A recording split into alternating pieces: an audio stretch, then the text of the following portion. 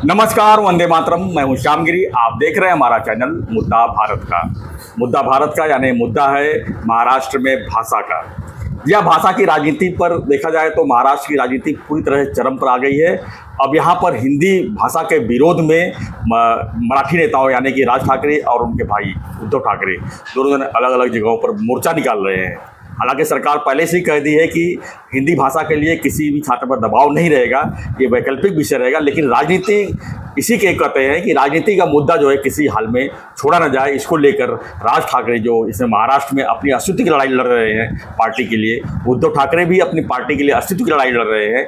वो इस मुद्दे को पूरी तरह से भुनाना चाहते हैं। वो चाहते हैं कि पूरा मराठी वोट बैंक हमारी तरफ आ जाए और हिंदी भाषा का विरोध करने से ऐसा हो सकता है। क्या ये संभव है? क्या हिंदी भाषा सिर्फ महाराष्ट्र के नेगेटिव भाषा मानी जाती है? क्या हमारे देश में कहीं भी जाएंगे तो क्या हिंदी हम नहीं बोलते? देखा जाए तो हिंदी भाषा ऐसी भाषा है जो किसी भी प्रांत में आप जाएंगे तो कहीं न कहीं जो है इस भाषा का सहारा बन जाता है और लोग समझते भी है इस चीज़ को। तो सवाल ये भी है कि अभी तक हमारे देश का राष्ट्रीय भाषा कौन सा है, आखिर में इसे क्या कहा जाए?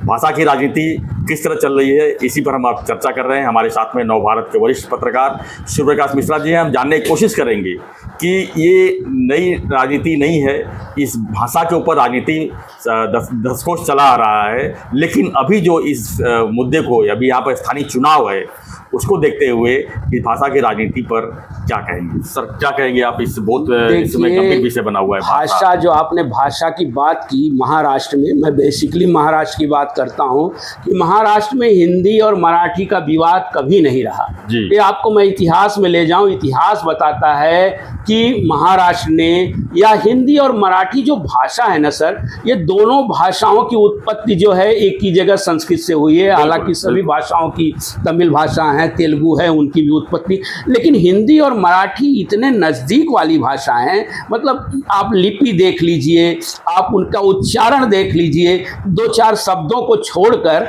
ये हिंदी और मराठी का विवाद जो कभी रहा ही नहीं। आप छत्रपति शिवाजी महाराज के राज कवि थे, कवि कुलभूषण भूषण कवि थे, उन्होंने हिंदी में उनकी जो वीरता की कहानियां लिखी, उनके गीत गाए। संभाजी महाराज के जो राज कवि थे। तो ये सारी चीज़ें जो है ना, ये राजनीति के तहत ही ये मराठी विवाद, हिंदी विवाद ये उत्पन्न किया जा रहा है। इसमें कोई दम नहीं है। मुझे लगता है इसका कोई राजनीतिक फायदा भी उद्धव या राज को नहीं मिलेगा। देखिए ये शुरुआत कहाँ से हुई है इसकी? NEP, नेशनल एजुकेशन पॉलिसी जो है, नेशनल एजुकेशन पॉलिसी में ये सारे चीज़ें ये बनी हुई हैं कि उसमें 3 भाषा त्रिभाषा सूत्री कार्यक्रम चलेगा। और मैं आपको बताता हूँ, उत्तर प्रदेश और बिहार या मध्य प्रदेश जैसे जो हिंदी भाषी राज्य हैं, वहाँ भी 3 भाषाओं की चल रहा है। वहाँ भी देखिए आप, पहले अंग्रेजी जो है 5वीं कक्षा से पढ़ाई जाती थी, अब पहली कक्षा से उस अंग्रेजी को अनिवार्य कर दिया गया।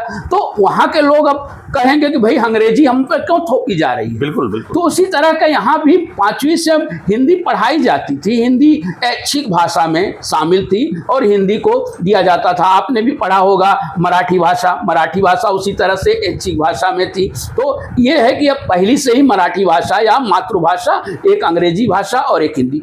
आज 80 करोड़ से ज़्यादा लोग हिंदी बोलते समझते हैं आपके देश में। तो हिंदी जो है इसका बहुत बड़ा विस्तार है। हिंदी पर राजनीति नहीं, वो मराठी मुद्दे पर राजनीति करना चाहते हैं। अभी देखिए फडणवीस जी ने, जैसा आपने कहा, उन्होंने कह दिया है कि ये ऐच्छिक भाषा है, इच्छा होगी 25 से ज़्यादा अगर छात्र चाहेंगे। अच्छा, कुछ चीज़ों से मैं भी असहमत हूँ कि पहली कक्षा से ही बच्चों को जैसे 3 भाषाएं लादना भी एक प्रकार का उनके ऊपर एक दबाव है। इसमें आप माने या ना माने लोग, लेकिन विद्वानों का भी यही कहना है, यहाँ मराठी और हिंदी विवाद छोड़ दीजिए। पहली भाषा से, पहली कक्षा से ही अगर अंग्रेजी, हिंदी और जो उनकी मातृभाषा है, तीनों भाषाओं पे अगर आप उन पर दबाव डालेंगे तो थोड़ा सा असर तो जरूर पड़ने वाला है। सर यहाँ पर मैं आपको बता दूं, यहाँ पर हम शहर की अगर बात करें, यहाँ पे हिंदी मीडियम है, इंग्लिश मीडियम है, मराठी मीडियम है। अगर आप हिंदी मीडियम में जाएंगे तो आप शुरू से हिंदी पढ़ेंगे, मराठी मीडियम में जाएंगे तो मराठी पढ़ेंगे, नहीं इंग्लिश मीडियम में जाएंगे तो इंग्लिश। लेकिन ये इसमें NEP में जो आपने कहा ना कि जैसे हिंदी मीडियम में जाएंगे आप, हिंदी तो पढ़ेंगे, लेकिन पहली से मराठी और विषय अंग्रेजी एक विषय हो, एक विषय नहीं, मराठी और अंग्रेजी भी अनिवार्य हो जाएगा, मराठी भी, मतलब त्रिभाषा सूत्रों।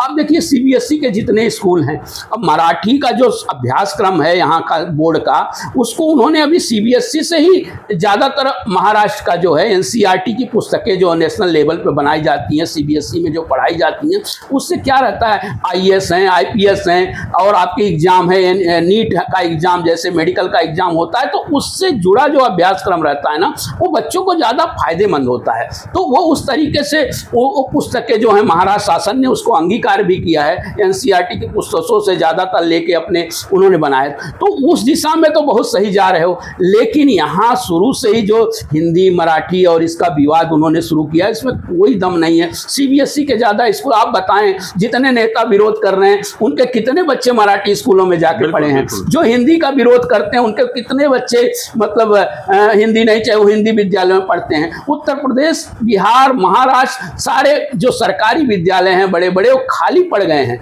ज़्यादातर जो विद्यालय खुले हैं वो इंग्लिश मीडियम के खुले, और उन्होंने सीबीएसई को इनकार किया। Central board of secondary education होता है, तो central board of secondary education में एनईपी ही लागू होगा, नेशनल एजुकेशन पॉलिसी ही लागू होगी, क्योंकि वो ज़्यादातर विद्यालय जो है उन्हीं के द्वारा संचालित होंगे, तो उनकी एजुकेशन पॉलिसी लागू करनी पड़ेगी। तो आप देखेंगे 70-80% वो भाषा पढ़ रहे हैं, 10-20% ये भाषा पढ़ रहे हैं, जिसमें आपस में जो क्लेश है ना भाषा का, ये सिर्फ और सिर्फ राजनीति है। आगे आने वाला महापालिका का चुनाव, आपको मैं बता दूं, अभी कल ही उदय सामंत जी ने कहा कि नेशनल एजुकेशन पॉलिसी में 30 सूत्री भाषा का जो सूत्र था उसको उद्धव ठाकरे सरकार ने स्वीकार किया था 2021 में, जब उद्धव जी मुख्यमंत्री थे स्वयं। आज वो विरोध कर रहे हैं, विरोध के लिए विरोध हो रहा है, वो भी हिंदी का विरोध नहीं करना चाहते, वो जानते हैं अगर सिर्फ मराठी वोट बैंक की राजनीति बस। लेकिन मराठी वोट बैंक की कितनी राजनीति, मराठी भाषी नहीं समझता, मराठी भाषी अंग्रेजी पढ़ना चाहता है, हिंदी पढ़ना चाहता है, मराठी जो भी भाषा पढ़ना चाहता है। भाषा ला दिए नहीं, मैं तो ये भी कहूँगा कि भाषा शुरू से मत ला दिए, लेकिन हिंदी जो है आपकी राष्ट्रभाषा है, जनसंपर्क की भाषा है, उसको भी उसका समायोजन होना ही चाहिए, भले वो 5वीं से हो। अब महाराष्ट्र में तो देखिए, आपको मैं बता दूं, सब ज़्यादातर 90% आबादी जो है महाराष्ट्र की हिंदी भाषा समझती है, बोलती है और पढ़ती है। आप विदर्भ चले जाइए, विदर्भ में ज़्यादातर वो हिंदी भाषा एक उपयोग होता है। नागपुर के जो अपने मराठी भाषी हैं वो हिंदी भाषा बोलते हैं। बात भाषा की नहीं है, यहाँ बात राजनीति की आ गई है, और इस राजनीति के बहाने अपनी अपनी रोटियाँ सेकना चाहते हैं। और सबसे बड़ी बात आप देखिए कि राज्य का जो एजुकेशन मिनिस्टर है राज ठाकरे के घर पे जाके कहता है आप आंदोलन मत करिए। अरे भाई, उनके मुद्दे हैं, करने दीजिए आंदोलन। आंदोलन नहीं करेंगे तो क्या करेंगे? आंदोलन ही तो बचा है करने के लिए, सड़क पर उतरे हो, आंदोलन करें, उद्धव जी करें, राज्य करें, आंदोलन करें। भाई बोला जाता था ना, डॉक्टर राम मनोहर लोहिया जी ने कहा था कि अगर सड़कें सूनी हो तो संसद आवारा हो जाती है। तो अगर वो समझ रहे हैं कि ये सरकार आवारा हो गई है तो उठ के आंदोलन करें। तो आंदोलन करने के लिए तो फ्री है, लेकिन मुद्दे जो हैं उससे उसका फायदा उनको जो चाह रहे हैं कि इससे मराठी अस्मिता जगेगी, और वो हैं, अरे बाबूराव विष्णु पराड़कर जी को देखिए, जिन्होंने हिंदी की पताका जो है कोकण से ले जाकर बनारस ले जाकर वहाँ से आज के संपादक रहे। आज हमारे उप मुख्यमंत्री जी वाराणसी के दौरे पर हैं, वो पूरा वहाँ, हाँ, एकनाथ शिंदे जी, और वो वहाँ पे उद्घाटन कर रहे हैं, उनको स्वीकार कर रहे हैं। बाकी वो बहुत सारी चीज़ें हैं, स्वामी करपात्री जी महाराज जी का कार्यक्रम है। तो आप देखिए, ये आदान प्रदान है, संस्कृति है, हिंदू संस्कृति के लिए लड़िए, हिंदू सभ्यता के लिए लड़िए। भाषा विवाद में कुछ हासिल होने वाला नहीं है। हाँ, ये है कि ऐच्छिक भाषा है, अगर ऐच्छिक है उसको पढ़ना चाहे बच्चे तो पढ़ेंगे, नहीं दूसरी भाषा हो ना, 3 सूत्री वैकल्पिक भाषा तो रहनी पड़ेगी। और हिंदी ऐसी भाषा है जो संपर्क सूत्र में जोड़ने वाली है, इससे आप इनकार नहीं कर सकते। स्वतंत्रता आंदोलन की भाषा रही है, ये लोकमान्य बाल गंगाधर तिलक की भाषा रही है, महात्मा गांधी जी की भाषा रही है, ये विनोबा भावे जी की भाषा रही है। तो हिंदी को आप अलग करके चल भी नहीं सकते। बात पढ़ाई की है, समझने की है, तो वो भाषा को लेकर विवाद जितना ही ज़्यादा ये करेंगे वो राजनीतिक रूप से करेंगे। आप देखिए, आगे बीएमसी का चुनाव है, नगर पालिकाओं के चुनाव, इसलिए इतना विरोध हो रहा है, बाकी कोई समस्या नहीं है। मराठी भाषा को तो लेकर बिल्कुल गौरव होना चाहिए, मराठी भाषा के लिए काम कर रहे हैं। मराठी भाषा को केंद्र सरकार ने अभिजात भाषा का दर्जा भी दिया है। मराठी भाषा पे काफ़ी कुछ अध्ययन हो रहे हैं, मराठी का साहित्य इतना मजबूत है, इतना समृद्ध है मराठी के नाटककार। अब आप बताइए ना, उसके लिए क्यों नहीं उसके लिए आंदोलन किया जाता थोड़ा सा कि भाई इस मराठी साहित्य को संजोया जाए, मराठी और बढ़ाया जाए। भाई आप रेस में चलेंगे तो अपने आप, अभी देखिए ज्ञानपीठ पुरस्कार तक मिलते हैं बड़े बड़े विद्वानों को। तो मराठी और हिंदी ये विवाद केवल राजनीतिक कारणों से हो रहा है। ये भाषा विवाद में दोनों भाई इकट्ठा होने का भी चांसेस ऐसा लग रहा है। लोग तो यही सोच रहे हैं कि दोनों के मोर्चे हैं, दोनों के मुद्दे एक ही है। हो सकता है इस मुद्दे पर जो है दोनों एक हो जाए। तो एक हो कैसे, आप बताइए ना, दोनों की अलग अलग राहें हैं देने।